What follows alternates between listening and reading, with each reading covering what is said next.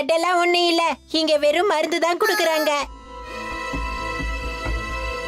வைத்தியரே, எல்லா முயற்சியும் பண்ணிட்டேன், ஆனா மண்டையில முடியே வளர மாட்டேங்குது. மருந்து கொடுங்க. தலையில முடியும் வளரும், நல்ல கருகருன்னு வளரும்.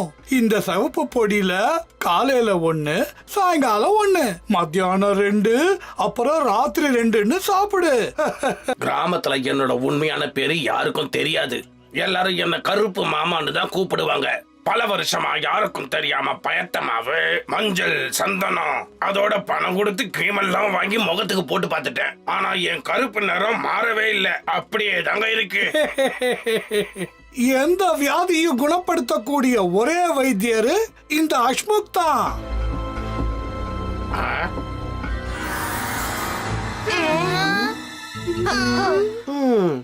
இதையெல்லாம் பார்த்தா சந்தேகமா தான் இருக்கு.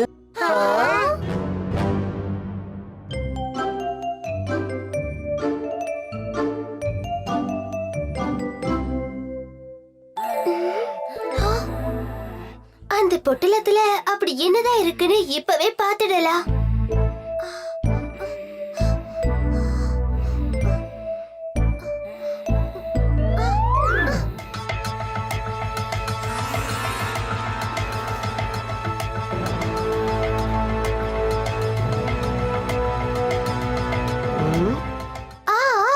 நானே ருசிச்சு பார்த்தேன். இது ஒண்ணு மருந்தே இல்ல, இது வெறும் சர்க்கரை பவுடர் தான். இத நம்ம கிராம மக்கள் கிட்ட சொல்லியே ஆகணும்.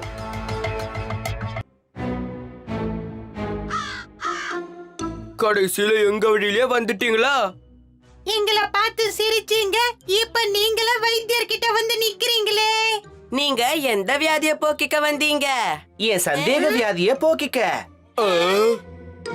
வாப்பா, எந்த வியாதியை குணப்படுத்த மருந்து வேணும்? வேண்டாம் வேண்டாம் வேண்டாம், என் வேதனைகளை சொல்ல வெக்கமா இருக்கு.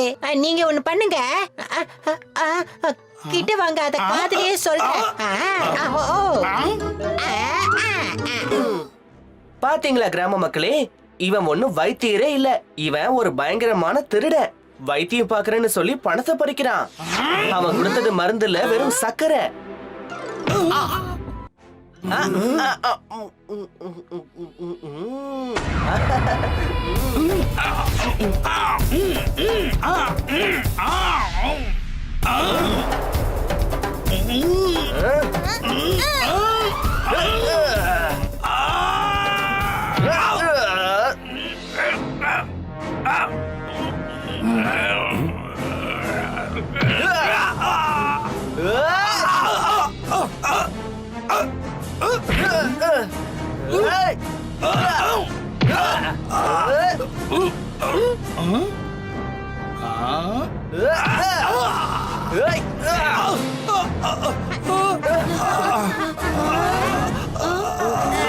உன் வியாதிக்கான மருந்து உனக்கு கொடுத்தாச்சு.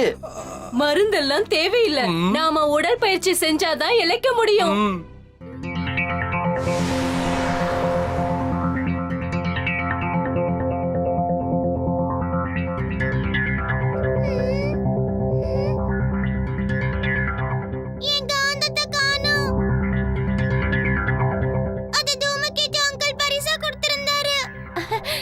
ராஜு, நம்ம அங்கிள் கோவிச்சுக்க மாட்டாரு.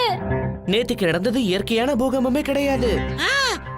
ஆமா பீமே, மலை மேல இருந்து யாரோ இதெல்லாம் வேணும்னே செய்யற மாதிரியே இருக்குப்பா. மேல என்னதான் இருக்கு? அந்த சேனாதிபதியும் அவர் என்ன சொன்னாரு பீம்? பீம், மேல போக பயப்படுறீனா முதல்லயே சொல்லிடு. நீ சொல்றது எனக்கும் கேட்கட்டும். தலைவா, நாம மேல போனோம்னா கீழே வரவே மாட்டோம். கீச்சைக்காரோடைய நண்பர்கள் இந்நேரத்துக்கு ஓடி போயிருப்பாங்க. இனி பந்தயம்லாம் எதுவும் கிடையாது, கிளம்புங்க, நாமளும் வீட்டுக்கு போகலாம். நாங்க பயந்து ஓடல காலியா.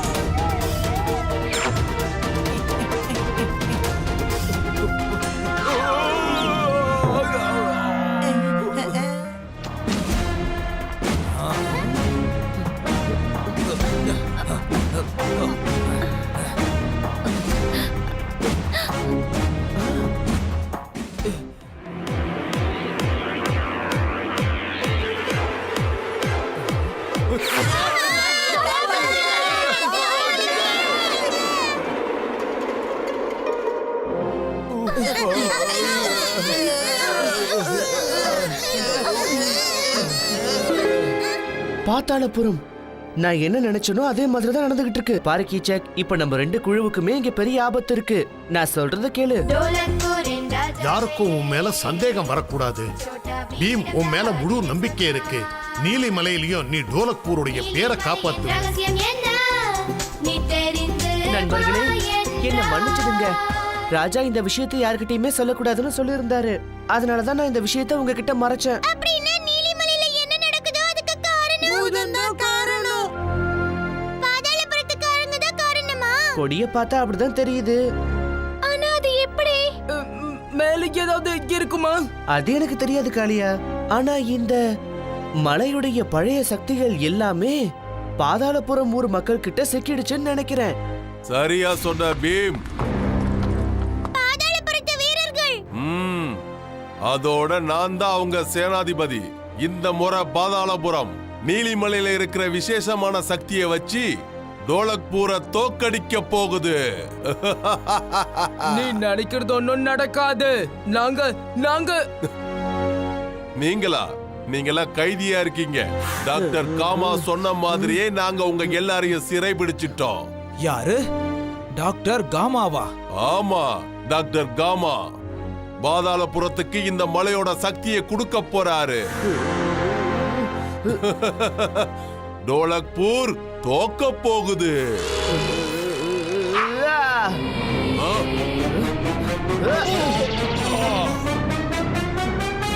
டோலக்பூர் எப்பவும் தோக்காது.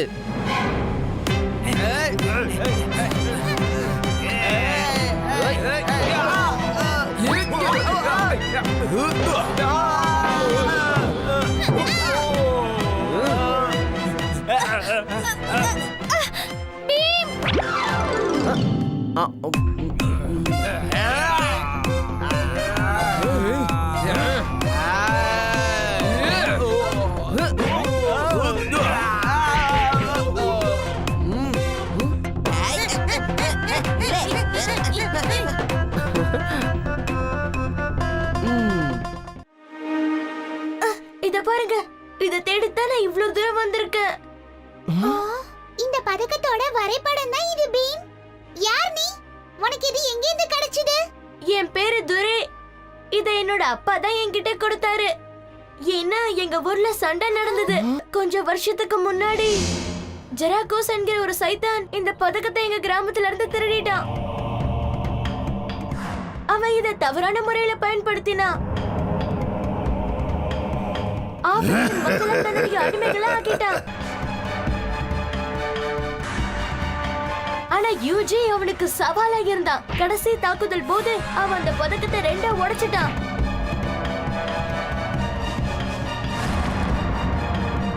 அந்த சண்டையில அந்த பதக்கம் யாரு கைக்கும் கிடைக்காம தொலைஞ்சு போயிடுச்சு. அந்த பதக்கத்தை தேடி மறுபடியும் ஒன்னா சேர்க்கிற ரகசியம் இந்த வரைபடத்துல இருக்கு. இந்த வரைபடத்தை எங்க அப்பா தான் பாதுகாத்து வந்தாரு. இத அடையத்தான் கிரிபரும் எங்க கிராமத்து மேல படையெடுத்தான். அது சரி, யார் அந்த கிர்போரோ? அவனும் ஒரு மோசக்கார சைத்தான் தான். சரி, உன் அண்ணன் இப்ப எங்க இருக்கான்? கிரிபருக்கு இந்த வரைபடம் கிடைக்கலன்னதும் எங்களை பிடிக்கிறதுக்காக வீரர்களை காட்டுக்குள்ள அனுப்பிட்டான். என் சகோதரன் கானோ காட்டுக்குள்ள ஓடி போயிட்டான். கிரிபரோட வீரர்களும் அவனை பிடிக்க காட்டுக்குள்ள போனாங்க. என்னால எதுவும் செய்ய முடியல. நான் ரொம்பவே பயந்து போயிருந்தேன். இனிமே நீ பயப்பட வேண்டிய அவசியமே இல்ல தோரை. முதல்ல நாம உன் சகோதரனை கண்டுபிடிப்போம்.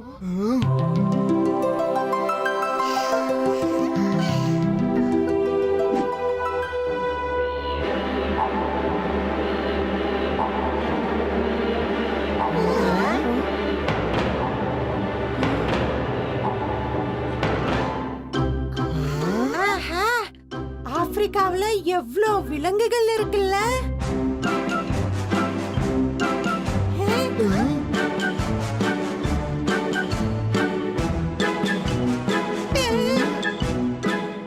உங்களுக்கு தெரியுமா, இது எல்லாம் என்னுடைய நண்பர்கள். நிஜமாவா?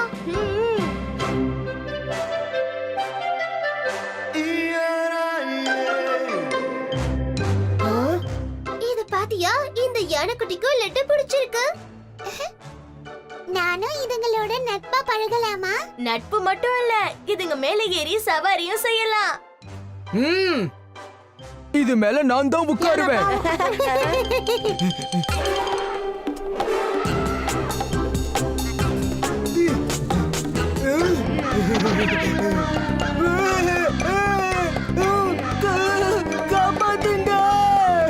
அங்க பாருங்க, ஒரு பெரிய யானையுடைய தும்பி கையில ஒரு சின்ன யானை உட்கார்ந்துகிட்டு இருக்கு.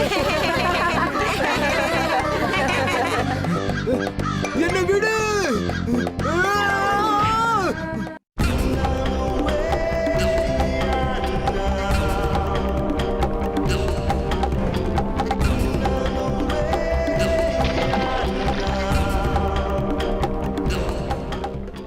இந்த நதி ரொம்ப ஆழமா இருக்கு, நாம மூழ்கிடுவோம். பயப்படாதீங்க, நம்ம யானைகளுக்கு நல்லா நீந்த தெரியும்.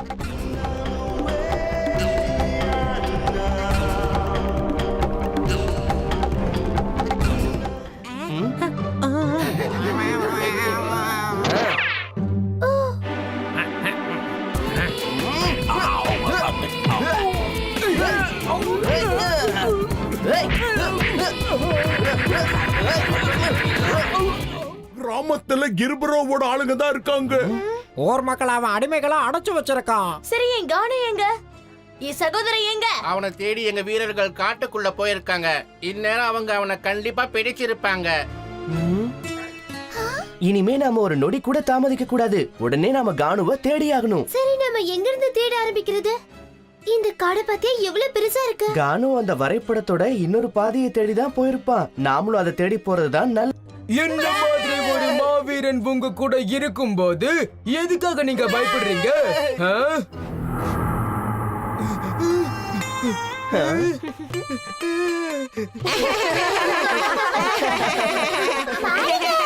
இவர்தான் நம்ம மாவீரன் காளியா.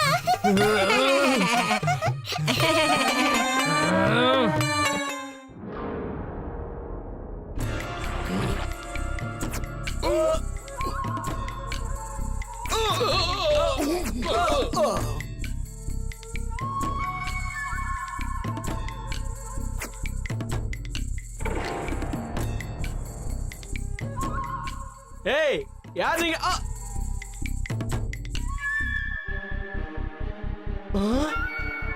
ஆபத்து. ஷினோபியோட மறைமுக தாக்குதல். லியாசோ இவங்கள பத்தி தான் பேசிக்கிட்டு இருந்தாருன்னு நினைக்கிறேன். புரிஞ்சு போச்சு. உடனே மகாராஜாவை காப்பாத்தணும்.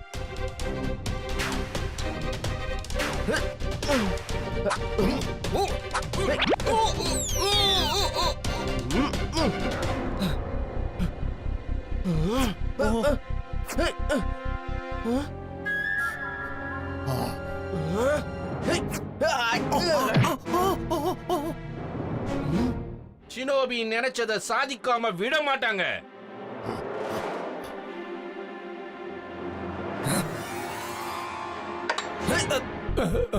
மகாராஜா ஜாக்கிரதை. என்னுடைய வீரர்கள் எல்லாரும் எங்க போனாங்க?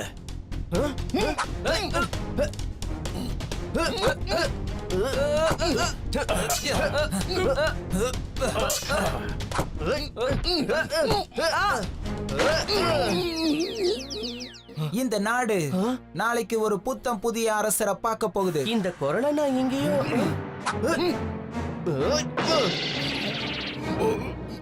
இந்த குரல் யாரோடதுன்னு எனக்கு தெரியும். அதுக்கு நீ அழியணும்.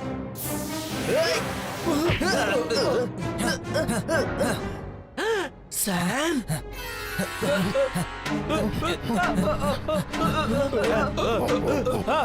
பீம், பீம், அவங்கள விடாத. மகாராஜா, தாக்க வந்தவங்க ஷினோபி இயக்கத்தை சேர்ந்தவங்க. ராஜ வைத்தியர் உடனே கூப்பிடுங்க. மகாராஜாவுக்கு இப்ப உடல்நிலை சரியில்லை. வீரர்களே, அவங்கள பின்தொடர்ந்து போங்க, சீக்கிரம்.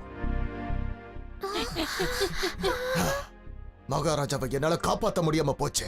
இது வெக்கக்கேடு. பீம், ராஜாவே தாக்க முயற்சி பண்ணாங்களா என்ன? பீம், இன்னைக்கு நீ இல்லாம இருந்திருந்தா மகாராஜாவுக்கு என்ன ஆயிருக்கும் என்னால நினைச்சு கூட பார்க்க முடியல. இந்த ஷினோபி எப்பவுமே இப்படிதான் தாக்குவாங்களா? ஷினோமிங்கிறவங்க ரொம்ப தந்திரமான நயவஞ்சக வீரர்கள்.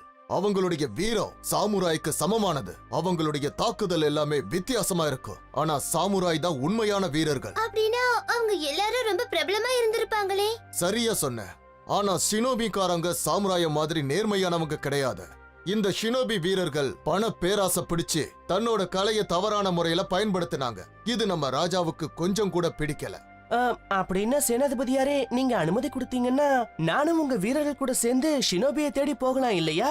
வேண்டாம் பீம், உனக்கு அடிபட்டிருக்கு. இந்த நிலைமையில நீ எங்கேயும் போக கூடாது. நீங்க எல்லாரும் போய் ஓய்வு எடுத்துக்கோங்க. நான் மகாராஜா கிட்ட போறேன். அவர் உடல்நிலை எப்படி இருக்குன்னு பார்க்கணும். என்ன பீம், நீ அங்க எங்க போற? நம்ம ரூம் அங்கதானே இருக்கு. எனக்கு தெரியும் ராஜு.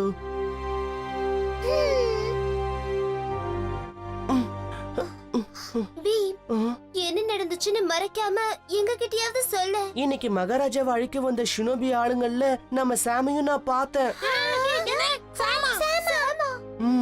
ஆனா நான் யாருன்னு அவனுக்கு தெரியல. அப்படின்னா அவன் சாமா இருக்க வாய்ப்பே இல்ல. இல்ல ஜக்கு, நான் அடிச்சு சொல்லுவேன், அது நிச்சயமா நம்ம சாம் தான். அவன் கண்ணை என்னால மறக்கவே முடியாது. அதோட அவன் யாருக்கோ கட்டுப்பட்டு இருக்கான். அப்படின்னா ஷினோபிக்காரங்க சாம மயக்கி அவங்களோட கூட்டத்துல சேர்த்துட்டாங்களா? அதோட ஊர்ல காணாம போன மத்தவங்களும் அங்க அடிமையா இருக்காங்கன்னு நினைக்கிறேன். மத்தவங்கனா அதாவது காணாம போன சாம்ராஜா சொல்றியா? ஆமா, லியாசோ அங்கிளை தாக்கிட்டு போகும்போது கூட அவர் ஷினோபி பேரை தான் சொல்லிக்கிட்டு இருந்தாரு. இங்க என்னமோ ஒரு பெரிய சதி திட்டம் நடந்துகிட்டு இருக்கு. அதுவும் பயங்கரமான ஒரு திட்டம். அதுலதான் நம்ம சாம் சிக்கிக்கிட்டு இருக்கான். எப்படியாவது நான் அவனை இதுல இருந்து காப்பாத்தியே தீருவேன். என்ன இந்த பெரிய ஒரு தொபகட்டியர்னு வந்து நிக்கிறாரு? அங்கே நில்லுங்க, நீங்க ஷினோபி தானே? அமைதியா இருங்கப்பா, அமைதியா இருங்க. நான் ஷினோமியும் கிடையாது, ஷினோபியும் கிடையாது. அப்ப இந்த நேரத்துல இங்க என்ன பண்ணிட்டு இருக்கீங்க? இருட்டா இருக்கு இல்லையா, அதனால கண்ணு சரியா தெரியல. மூலிகைகளை தேடி நான் இங்க வந்தேன். அப்போதான் உங்களை சந்திச்சேன். உங்க எல்லாருக்கும் ஏதாவது பிரச்சனையா? அப்படி எல்லாம் ஒண்ணும் இல்ல. நீங்க ஏன் கூட வாங்க, உங்களை வீட்டுல கொண்டு போய் விட்டுடுறேன். உனக்கே பிரச்சனை இருக்கும்போது எனக்கு உதவி செய்ய நினைக்கிறியே, உண்மையிலே நீ ஒரு யோஷாதான். யூஷா, நீங்க சொல்றது எனக்கு புரியலையே. நாளைக்கு இடோ இஷின் இதோ இந்த இடத்துல இருந்து தான் தாக்குதலை ஆரம்பிக்க போறேன். தாக்குதல் ஆரம்பிச்ச அடுத்த நிமிஷம் இந்த நாடு அப்படியே மண்ணோட மண்ணா சாய போகுது. கூடாது. ஷினோபி இயக்கத்துல வலுக்கட்டாயமா சேர்க்கப்பட்ட சாமுராய் வீரர்கள் இறந்துடுவாங்க. சாம், நான் சாம காப்பாத்தி ஆகணும். மத்தவங்களையும் காப்பாத்தணும். நான் அவனுக்கு வாக்கு கொடுத்திருக்கேன். இடோ இஷேனோட சேனைகளை ஒருவேளை உன்னால சமாளிச்சிட முடியும். ஆனா நயவஞ்சகமான ஷினோபி வீரர்களை உன்னால ஒண்ணுமே பண்ண முடியாது. ஆனா இப்பதான் பீம் 4 ஷினோபி வீரர்களை 4 சாத்து சாத்து. அப்படின்னா நிச்சயமா நீ ஒரு யோஷாதான். யோஷா யோஷான்னு என்ன சொல்லிட்டு இருக்கீங்க? ஒண்ணுமே புரியல. உனக்கு ஏதாவது புரியுதா? என்னால உனக்கு இப்ப உதவி செய்ய முடியும். ஆனா உன்னோட கையில காயம் பட்டிருக்கேன். என் கையில பட்ட காயத்தை விட என் நண்பனோட உயிர் தான் எனக்கு முக்கியம். பிரமாதம். அப்படின்னா உடனே உங்க எல்லாருக்கும் நான் பயிற்சி ஆரம்பிச்சே ஆகணும். எல்லாரும் பயிற்சி எடுத்துக்கங்க.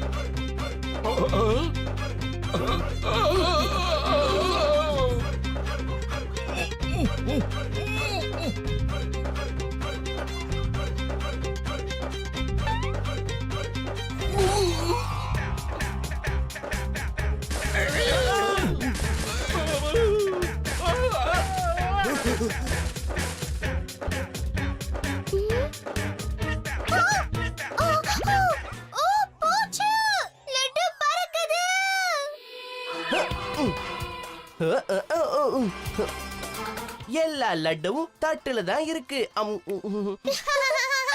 ரொம்ப நன்றி பீம். அட பிரமாதமா லட்டுவா குடிச்சிட்டான் எப்படி அப்படி எப்படின்னு. ஆனா நீ தானே டயரை உருட்டிக்கிட்டே வந்து லட்டு தட்ட தள்ளி விட்ட, சரிதானே? என்ன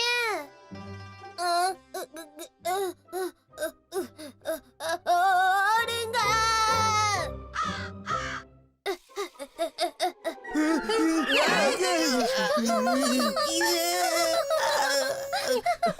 பீம் சுட்டி இங்க இருக்கீங்களா? நீங்க ரெண்டு பேரும் இங்க இருக்கீங்க, ஆனா நானும் அட இது என்ன காலங்காத்தாலேயே காளியா அவனுடைய இடுப்புடிகளை கீழே போட்டு சப்பாத்தி மாவு பரட்டுறான். காளியா கூடவே சுத்துறதுனால அவங்களோட நிலைமை கொஞ்சம் பாரு. இனிமையாவது அவங்க திருந்தட்டும். ரொம்ப ஓவரா பேசாத. வந்து ஒன்னு மூஞ்சி மேலேயே விட்டேன்னா 32 பல்லும் செதறிடும். நீங்க சொல்றது நடக்குமான்னு தெரியாது. ஆனா தலைவா, நீங்க எங்க மேல விழுந்ததுல எங்க 32 பல்லும் ஆடி போச்சு தெரியுமா?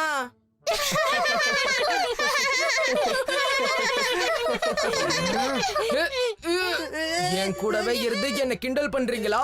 எனக்கு இதெல்லாம் தெரியாதுன்னு நினைக்கிறீங்களா? அப்படி இல்ல தலைவா, உங்களை மாதிரியே நாங்க ரெண்டு பேரும் இருந்துட்டா எங்களையும் கிண்டல் பண்ணுவாங்கல்ல, அதனாலதான்.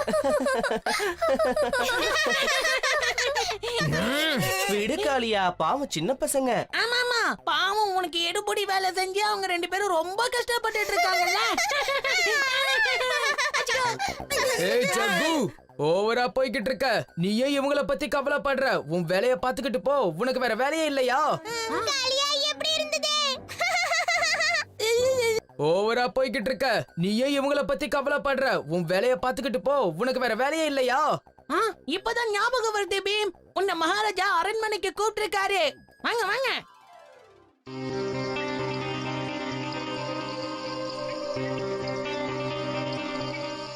இந்த நட்சத்திரங்கள் பார்க்க அழகா இருக்குல்ல? ஆமா சுட்கி, இத நாம எவ்வளவு நேரம் பாத்துக்கிட்டு இருந்தாலும் நமக்கு அடுத்தே போகாது. சரி சரி, உனக்கு என்ன நட்சத்திரம் பிடிக்கும்னு சொல்லு சுட்கி. அந்த நட்சத்திரம். அப்புறம் ராஜு உனக்கு? எனக்கு என்னோட சந்தா மாமா தான் ரொம்ப ரொம்ப பிடிக்கும். எனக்கு சந்தா மாமாவை சந்திக்கணும்னு ஆசையா இருக்கு. அதோட அவரை பத்தி நிறைய தெரிஞ்சுக்கணும்னு ஆசையா இருக்கு. இது ஒண்ணும் பெரிய விஷயம் இல்ல. எனக்கு ஒரு முக்கியமான ஆள தெரியும். அவரு இந்த சந்தா மாமாவை பத்தி நிறைய விஷயங்களை நமக்கு சொல்லுவாரு. என்னது, நிஜமாவா? ஆமா, நாளைக்கு காலையில நம்ம ப்ரொஃபசர் தூமகேத்துவை போய் சந்திக்கலாம்.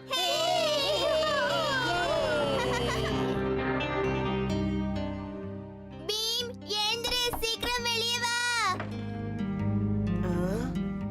பீம், உனக்காக நாங்க எவ்வளவு நேரமா காத்துக்கிட்டு இருக்கோம் தெரியுமா? உனக்கு வெளியே வரதுக்கு இவ்வளவு நேரமா? அட, எதுக்கு அவசரப்படுறீங்க? ப்ரொஃபசர் எங்கேயும் போயிட மாட்டாரு. எனக்கு ப்ரொஃபசர் அங்கிள் கிட்ட நிறைய கேள்விகள் கேட்கணும். அதனால நம்ம சீக்கிரம் தானே போகணும். சரி, அப்ப ப்ரொஃபசர் வீடு வரைக்கும் நாம ஒரு பந்தயம் வச்சுக்கலாம்.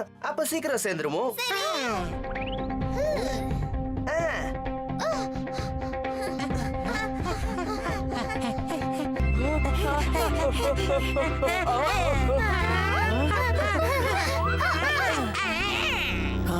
ஏதோ சத்தம் கேட்ட மாதிரி இருந்துச்சு. காலடி தடயங்கள் அப்படின்னா இங்க யாரோ நின்னுட்டு இருந்திருக்காங்க, அப்புறம் ஓடி இருக்காங்க. ஆனா எதுக்காக? என்னன்னு தெரிஞ்சுக்கலாம். கால் தடயங்கள் மறைஞ்சிருச்சு. அது எப்படி சாத்தியம்? ஆனா தடியோட தடயங்கள் தெரியுதே. தடியில யாரு பயணம் செய்வா? அந்த சூனியக்காரியத்தான் இருக்கணும். உடனே போய் நம்ம நண்பர்கள் கிட்ட இந்த விஷயத்த சொல்லணும். போய் என்ன சொல்லுவ? யாருக்கிட்ட சொல்லுவ? சீக்கிரமே உன்னோட ஊர் மக்கள் எனக்கு அடிமையாக போறாங்க. தீக்க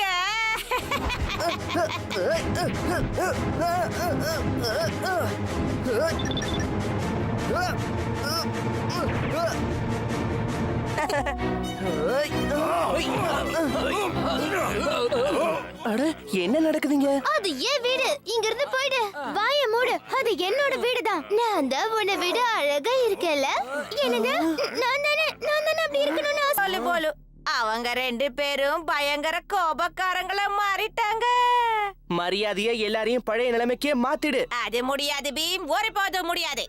இப்ப நான் தான் டோலக்பூரோட மகாராணியா மாற போறேன். வரட்டா? இத சாப்பிடு, உனக்கு சக்தி கிடைக்கும். ரொம்ப நன்றி சுட்கி.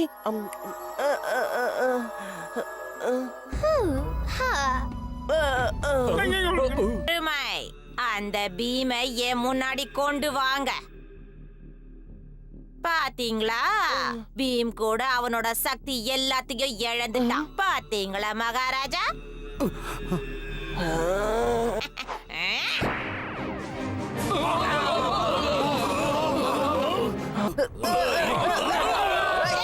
என் உண்மையான சக்தியை இப்பதான் பார்க்க போறேன்.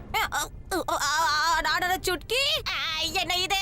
அவன் மாம்பழம் சாப்பிடுற மாதிரி நடிச்சான். அப்பதானே உன்னை பிடிக்க முடியும். உன்னோட மந்திர தந்திரம்லாம் எங்க 2 பேரோட நட்பை பிரிக்கவே பிரிக்காது. நீ என்ன ஏமாத்திட்ட. உன்னால இனி தப்பிக்க முடியாது.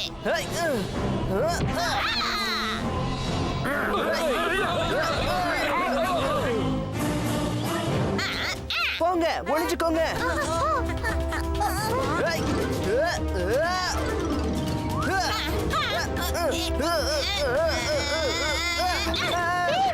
சீக்கிரமா ஏதாவது பண்ணுங்க.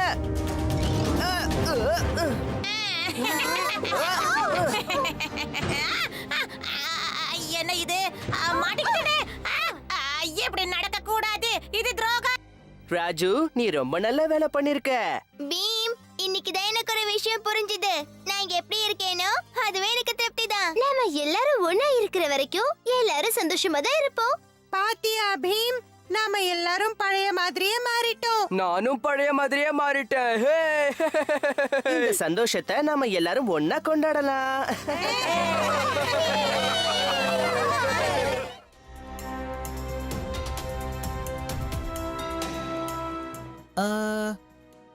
அங்க பாருங்க, துறைமுகம் தெரியுது.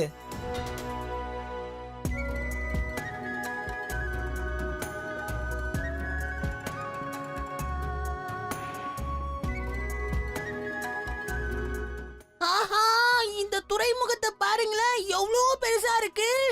எங்க நாட்டுடைய பல வியாபாரங்கள், ஏற்றுமதி இறக்குமதி எல்லாமே இங்க தான் நடக்குது.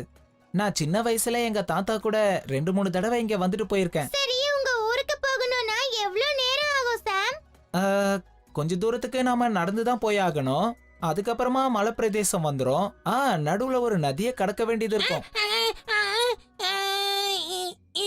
இவ்வளவு தூரம் நடந்து போறதுக்கு முன்னாடி என் வயித்துல ஏதாவது தீனி போட்டாதான் என்னால முடியும்பா. வயிறுல இப்பவே கடமுடான்னு சத்தம் வருது. ஒரு நிமிஷம் இரு. அட, இது என்ன? இதுக்குள்ள வச்சிருந்த லட்டுவை காணுமே. யார் எடுத்து சாப்பிட்டிருப்பாங்க? கப்பல்ல இருந்து நம்ம இறங்கி இங்க வர்றதுக்கு முன்னாடி டோலு போலோட கையில இந்த பெட்டி இருக்கிறத நான் பார்த்தேன். கண்டிப்பா அவங்க 2 பேரும் தான் நம்ம எல்லாரோடைய பங்கையும் சாப்பிட்டுருப்பாங்க. எனக்கு வச்சிருந்த லட்டுவை சாப்பிட்டுட்டாங்களா? இவங்க 2 பேரையும் இப்பவே இவங்க 2 பேரும் எங்க போயிட்டாங்க? அவங்க 2 பேரும் தொலைஞ்சு போகலையே. தொலைஞ்சு தான் போயிருக்காங்க. அது அவங்க திரும்பி கொஞ்சம் பாருங்க.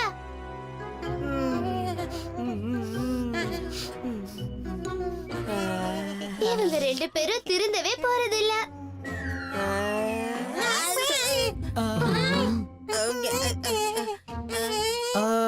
சுசுகே, நான் யோசித்தேன் மாஷுகா.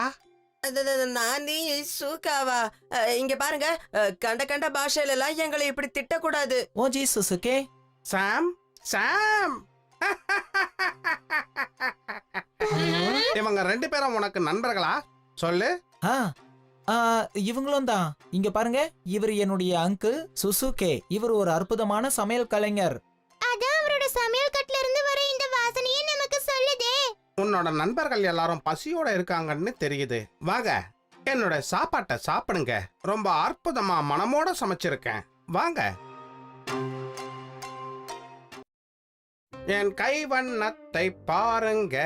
சமைச்ச நூடுல்ஸ் ருசியுங்க. நூடுல்ஸ் எனக்கு பிடிக்கும். இது மொத்தமும் எனக்கே. அற்புதமான இந்த டிஷ்ஷ டேஸ்ட் பண்ணி பாருங்க. இது சுவையா சுவை.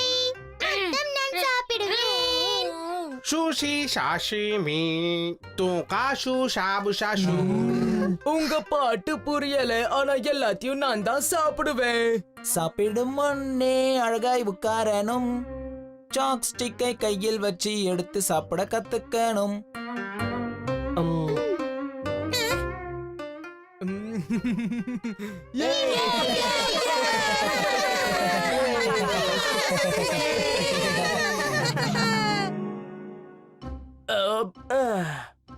சபை மரியாதை அது இதுன்னு பேசுவிய பீம். சாப்பிட்டுட்டு இப்படியா சத்தம் போடுறது? என்ன நீங்க மன்னிக்கணும் அங்கிள். ஏன் மன்னிப்பு கேக்குற? உண்மைய சொன்னா நீ என் சமையலை சாப்பிட்டு என்ன பாராட்டிக்கிட்டு இருக்க. ஒய்ஷிகாட்டா தேசு, சாப்பாடு உண்மையிலேயே ரொம்ப பிரமாதமா இருந்துச்சு. நன்றி அங்கிள்.